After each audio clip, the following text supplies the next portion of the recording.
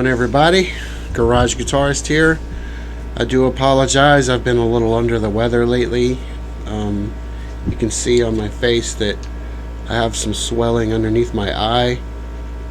It was really bad the last 2 days. It was almost swollen shut because I have a infection in one of my gums in my teeth, and it just moved up through my cheek into my eye.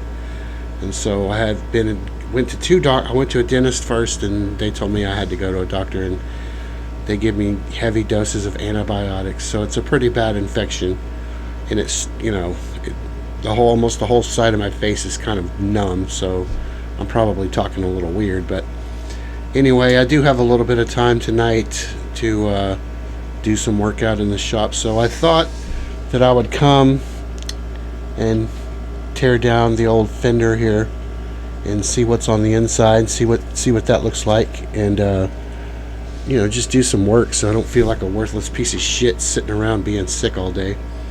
I basically spent the whole day in bed, and I still feel like a train ran over me, but I'm gonna try to get something done. So this would be a nice short little video. We're just gonna take the strings off, inspect the guitar, see if we can find any problems with it.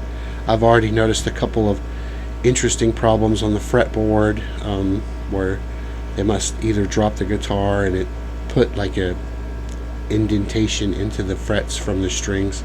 I'll show that to you, and if it's not that bad, I probably won't file them. I'll just let them wear down over time. But anyway, let's get over to the workbench and tear it down and see what we can find. Okay, so here we are. I've got it on the table. Now, I learned a really interesting trick from a friend of mine about getting the knobs off. Sometimes they're kind of hard to remove just with your hands. It's almost impossible. And I don't want to stick a screwdriver under there because I'll scratch the purloined pickguard. But he told me if you just take a piece of fabric and just kind of work it underneath, and then you just pop them off real softly. There they go.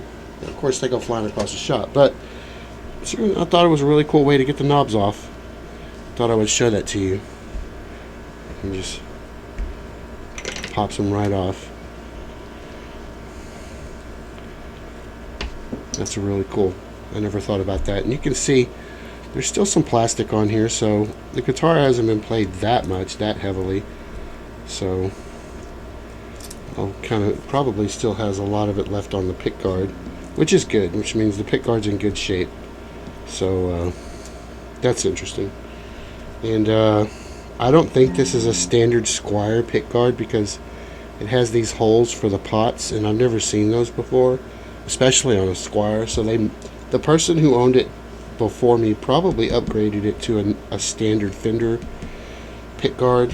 I could be wrong though, but I won't know until I pull the pickguard off and look up underneath it. So the first problem that I found, of course, other than it being completely filthy, was right here on this fret. So I can tell that they dropped it because all of the strings are bent. So I'm going to zoom in on that so you can see that. You can see that the strings are bent, which means it was dropped. It was like bam, and it hammered down right there. And so what you get left with is underneath the strings, you get left with this 3 indentations on the frets. And so I may need to file those down. I don't know how bad it is. I'm not really big on playing that high on the fretboard, so it may not be an issue. But if this were a really expensive guitar, that fret would definitely have to be either filed down or replaced. And it happens, people lean them up against the amplifier and it falls over and bam, right up against the amp or up against the wall, or they'll have it leaning on the table or something like that, and it'll hit it. So that's an issue. But I might be able to polish that out. I might be able to buff it out. We'll see. Okay, so I have the strings off. Everything looks to be pretty good. I went ahead and pulled the back plate off. Someone painted the block black. I don't know why, but they did. And it has shielding paint, which is good. It has shielding paint on the back side of it also. So I went ahead and cut the ground wire, and then we're going to flip it over, and we'll take the pickguard off and see what's under the hood.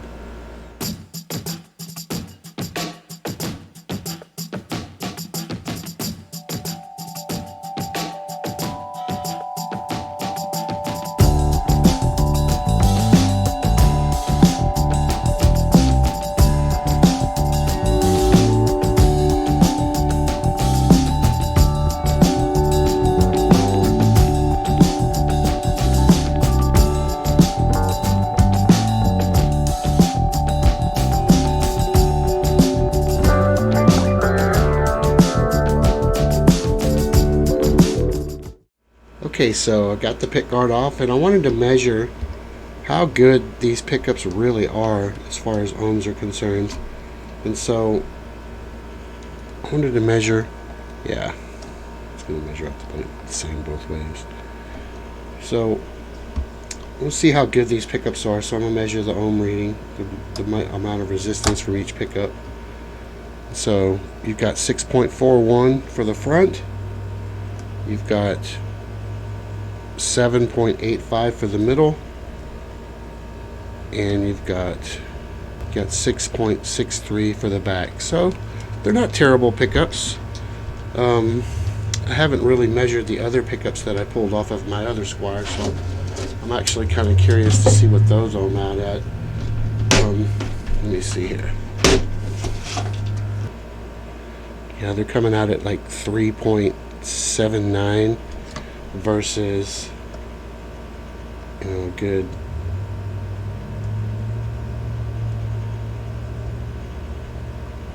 a good 6.4. So these are actually much stronger than these.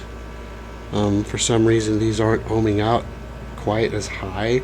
So these are obviously weaker pickups. The ones that were in the Bullet, we pulled out of the Bullet Strat, they're only showing me 3.7. So these are very weak pickups. These are actually not bad pickups. You could probably put these in any standard Fender and they would do really well. So I'm a little confused as to why they have these size caps on here. These are 0.46, so they're definitely not for a single coil. So these are more for humbuckers. So, but we're going to be putting humbuckers in it, so I'll probably keep the caps.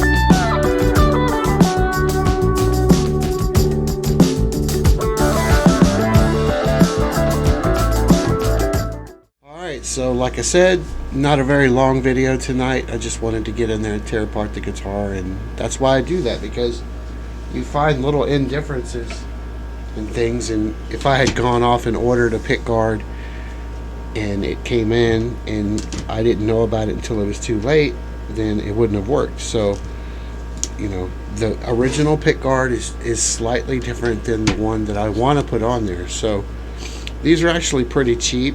So I'm going to call my guitar guy that cuts these, and I'm going to see if he can match this one. I took some really detailed pictures, and I'll send them to him and see if he can match it. I'm pretty sure he can, though. And I might just go ahead and resell this. So if there's any Fender guys looking for a nice Perloid pick guard, I have one for sale.